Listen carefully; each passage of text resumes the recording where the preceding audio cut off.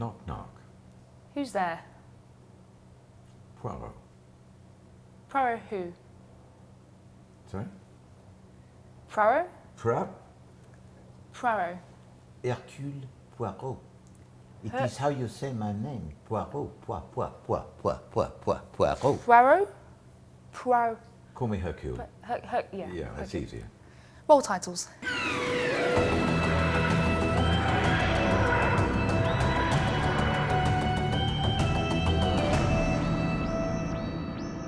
Coming up later, we'll be chatting to award-winning playwright and screenwriter Mike Bartlett, who's written not one, but two Doctors. That's Dr. Foster and very recently, The Doctor, with the brilliant script for this episode. But first, we're chatting to one of Britain's most loved character actors, probably best known for playing a certain eccentric Belgian detective. He now joins the ranks of Doctor Who baddies as a creepy landlord. It's David Suchet. Welcome to the show. Thank you for having me. What was your experience of Doctor Who before coming on board the show? Were you a fan? I was a fan as a very young, boy really. I remember the very first series. I used to, like most people of my age then, even today, I'm told that people still go behind the sofa, but then raise their head to carry on watching. There's something about fear and the human being, as well as being something you run away from. Fear often attracts and draws you to it. It's like the adrenaline rush. So yes, I was quite frightened. And then I moved away from Doctor Who, and then of course I had my own huge series for a quarter of a century, and then to be rung up by my manager and asked if I would like to read the script. I not only said yes, but I actually instructed her to ring the company and say yes, I'll do it. Yeah. Before reading the script. Amazing. I mean, I was wondering, have you been offered Doctor Who before? Was this your first time? No, this is the first time. I was so thrilled on two counts. First of all, it's the most iconic series ever, worldwide on television. Yeah. It's just amazing, and to be able to say I've been in a Doctor Who after 47 years as an actor was such a thrill. But also to reacquaint myself with the wonderful actor Peter Capaldi, because we first acted together in 1991 when he guested in a Poirot episode, and then we were together in 1992 in The Secret Agent, where he played a Russian consulate and very, very severe man who I have enormous admiration for him, and he gave me the most wonderful welcome on the set, and we spent most of our time talking about not only old times but our passion for photography. We sort of got on so well again, and we had to leave each other to go back to the set. So it was a great shoot. We had a lovely time. I'll attend to your requirements in the morning. In the meantime, sleep well. Well, thank you so much for joining us on the show, Mike. How did this episode come about? Did you go and pitch? I was obviously in the back of my mind when it came back. I was like, how do I get in to knock on that door? But I think also I knew it was really hard, and I sort of, hard to write, and I knew that I sort of wanted to make sure that if I ever did it, I could do it well. And I hadn't written any television at that point, so I only really started writing television a few years ago, and I mentioned in a interview for Dr. Foster, it's another series I've written, that I was a fan, and then about a week later the phone rang, and they called up and said, do you want to come and meet Stephen and discuss it? And I thought, oh yeah, I'll go meet him. And then sort of about 2 days before, I thought, hang on, what if he asks for ideas? Because they hadn't mentioned ideas, so I thought, I better come up with some ideas. And then sure enough, in that meeting, they went, so have you got any ideas? And I sort of pitched it. Wow, that's fantastic, because it's quite different to what you've done before as well. So what inspired the idea for Knock Knock? In a way, quite simple things. Just that Doctor Who of making the everyday strange, creaking floorboards. I thought, why has no one... That's been scary for a long time, but no one's ever gone, well, what's causing...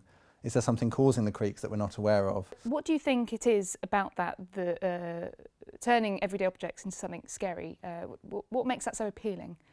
It's an act of imagination, and it's almost a different thing to sci-fi in a way, that Star Trek is in the future or Star Wars is in a different land or whatever, but Doctor Who is so often essentially in your living room, and I think it really thrives on the things that when you've watched the show, you'll go out into the world and suddenly see something you've seen every day, but suddenly it looks different. Everything from the police box to, they did plastic daffodils in Terror of the Autons, and these things. I mean, maybe you don't see them every day, but it's that childish imagination of seeing things that are normal and going, well, what if there's something in the wall? What if there's, and it's tapping back into that. That's the joy for me of thinking what could be a Doctor Who idea. I have to tell you a little side story here. Oh, okay. Because it's even more scary for me than you may imagine. Okay. This house in which we filmed was just outside Cardiff, in Wales. And the Christmas before, we all decided as a family to actually rent a house for Christmas, because there were so many of us, so we all chipped in and rented a house in Christmas. It was only on the third day of filming that I realised we were filming in exactly the same house as we had rented for Christmas. No. Yes. Really? So when I suddenly realised I was in the same house, I completely freaked.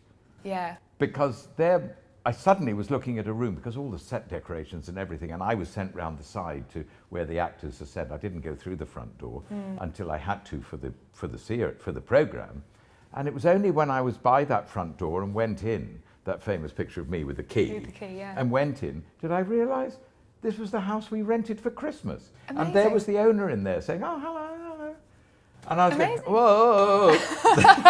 So it was really weird. But that was really I started odd. off on a very strange note. I can imagine. And Eagle-eyed fans might recognise the location as Field's house in Newport, which was most famously where Sally Sparrow met the Weeping Angels in Blink. Eliza looks amazing. Those prosthetics, which is head to toe prosthetics. Yes. So what was that like, seeing that come to life?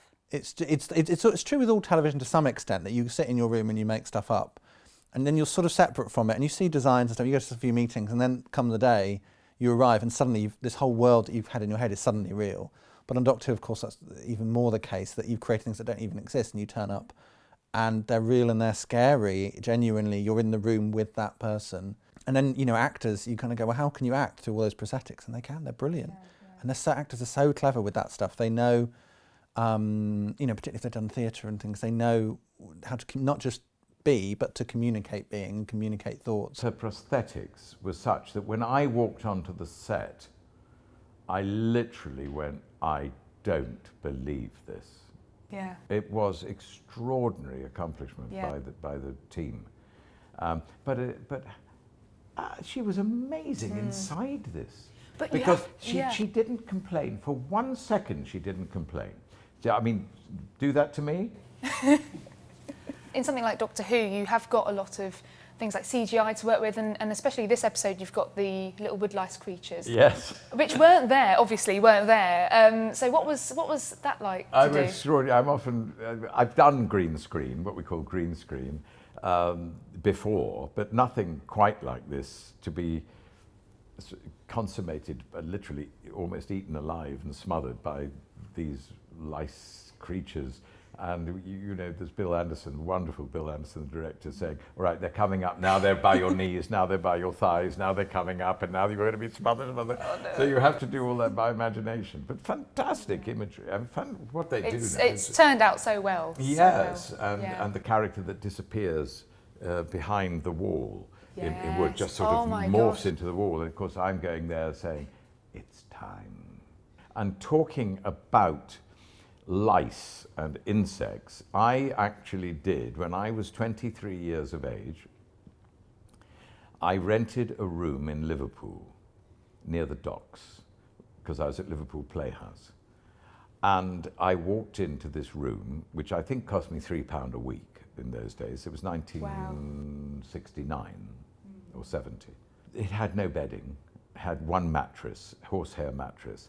And I had a very old woolly coat, and I slept under the bed, right? Because that's the only way I could keep warm. But I slept under the bed with 1 bar fire on, which I kept having to feed. But I went to sleep and I woke up covered in woodlice. That is true. God. So I used that and that memory. Yes. Of Oh, that's perfect, when I was isn't in it? this episode. Wow. We call it in acting memory recall. Yes. In normal life, it's madness. Yeah. I would not want to be in that position. I'm not too fond of creepy crawlies. No, I'm not fond of creepy crawlies. No, and I'm an arachnophobe. Oh, I'm sort. I can deal with a tiny spider, but a big spider, I can't, I'm out no. of the room. So when Bill said all these lice are coming out, I have to regard them, and now obviously I use them. They're my friends. Yeah. So I have to be nice to them, nice to otherwise they may just turn. Well, they do at the end, don't they? They do. Oh gosh, it sends shivers down my spine. As well as a horror story, I felt that it was a bit of a fairy tale as well. A boy finds some magical creatures, enlists their help, but it's actually a curse.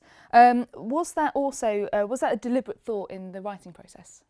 I think there was. Well, I sort of, having written it, I then realised there were other, as is often the way, you're less conscious of it in the writing, and then you go, oh, that's a bit like this other thing. So there is a tower which feels quite fairy tale. I was reading a, this is going to be an obscure reference, but I was reading a Puddle Lane book to my 3-year-old son, and in it there's a wooden girl who wants to be human.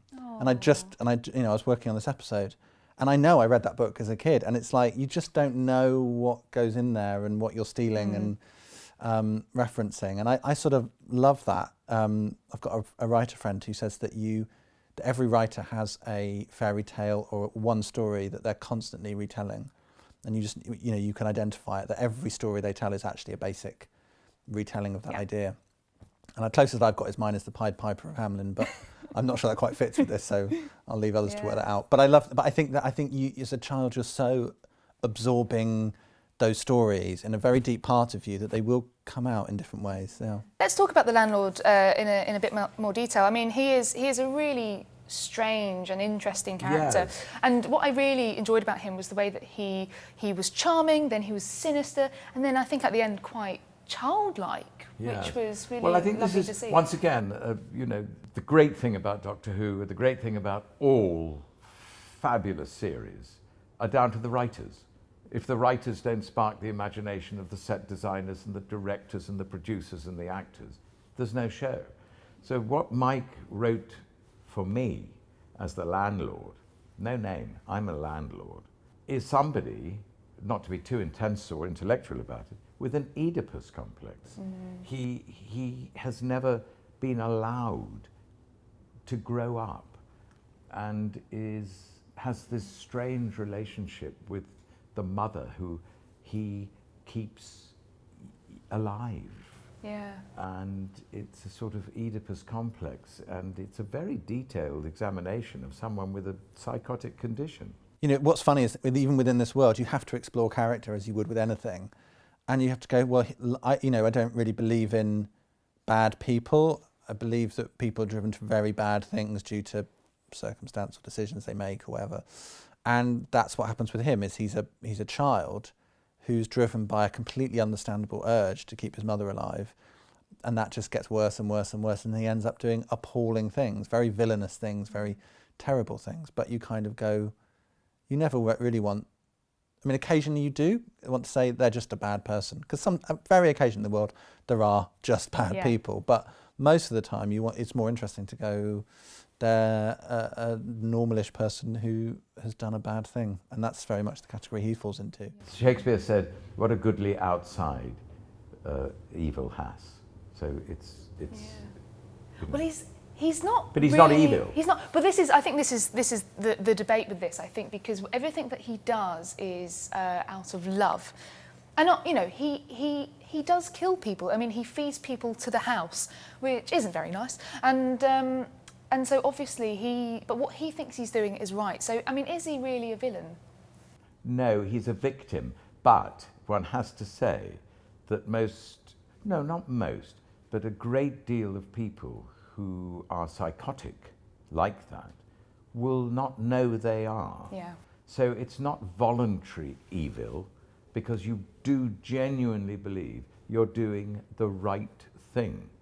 Thank you so much, David, for your amazing insight into episode 4. You're so welcome. Thank you. And now it's that time of the week again. It's Top of the Locks. So each week we are measuring the hair intensity of our characters in Series 10. Now you might be wondering why there are no characters under episode 3. That's because we are filming the show out of order. It's all wibbly wobbly, timey wimey, but hey, it's a time travel show, so cut us some slack. So we're going to jump ahead to episode 4, and David, we'd love you to rate the hair of our characters this week on our Top of the Lots board. Well, I don't think there's any doubt about this, and so if I start at 4 and go right to the top, I think it has to be Excellent. there. Yeah. Because that's my mother-daughter, and I think that she's so intense and Yeah, absolutely stunning. I mean, even we talked about the costume earlier, but that hair yes, but is then incredible. I think you see, it's got to be. She's already up there. You see, it's got to be Pearl. It's got to be there, and then between the Doctor and myself, well, now, I like Peter. I like him very much, but I prefer myself. So. I'm going to put me there, and then I'm going to put Peter there. Incredible, lovely. Is that all right? Thank you so much. That is perfect. All right, let's get stuck into some of your thoughts, feelings, and things you made from last week's episode, Thin Ice. First of all, was it 3 knocks or 4? All we know is that you lot are obsessed with who's in that vault. Current theories include John Sims Master, Missy, Stephen Moffat, Chris Chibnall, the next Doctor, the current Doctor after he's crossed his own timeline, perennial writing candidate the Valiard, the Absorbaloff, Dr. Puppet's gorgeous little Nardole, and everyone's favourite grandpa, Wilf. My theory? It's a smell. Matt Lucas offered some help but was defeated by Twitter's fiendish character limit. Curse you, 140 character limit! Meanwhile, Jose penned this lovely portrait of the Doctor and Bill in their Regency finery. Gallifrey and Punk celebrated Series 10 with this stylised take on a classic Pertwee photo shoot. And Connor from Australia sent us this picture of his custom-made pocket-sized Bill. Fret no more, fearers of loose ends. Sean has very helpfully edited the complete Bill preview scene that introduced Pearl Mackie last year, formerly known as Friend from the Future, into the action of the pilot. Phew, take that off the list. And on the menu this week are frosty fair fish pies and icy cupcakes. See, I can do it too, Christel. From writer Sarah Dollard and comic book supremo Rachel Stott. That is how you do a viewing party. And on that subject, don't get me wrong, we love your artwork here, but we are an absolute sucker for a tasty Doctor Who viewing party. So if you've got a David Suchet souffle or a woodlice rice pudding that you've made, we need to know about it. So tweet us at DWTheFanShow or email us dwthefanshow@bbc.com. This week has also seen lots of goodies released by our shadowy overlords at the BBC. Turns out that pesky key to time needs reassembling again, and the Doctor thinks you are the pudding brain humanoid to do it. Join an exciting new 6-part adventure over on Skype and help the 12th Doctor restore the balance of the universe. The key to time keeps the universe stable and running smoothly. Just search for Doctor Who bot in the Skype bot directory to get involved. And if you're in the UK, hop over to iPlayer to get your ears around a binaural mix of Knock Knock. It's like woodlice are inside your mind. All right, that's it for this week. Back to you, Christel. I'm off up the tower to feed some pureed students to my wooden mother. Perfectly normal. Thank you so much, David, for coming on the show. You're welcome. And thank you guys at home for watching. We'll be back at the same time next week to talk about episode 5, Oxygen. It's only 140,000 breaths away. To see a preview of next week's episode, click here. And click here to subscribe to the official Doctor Who YouTube channel. We'll see you next week. Bye.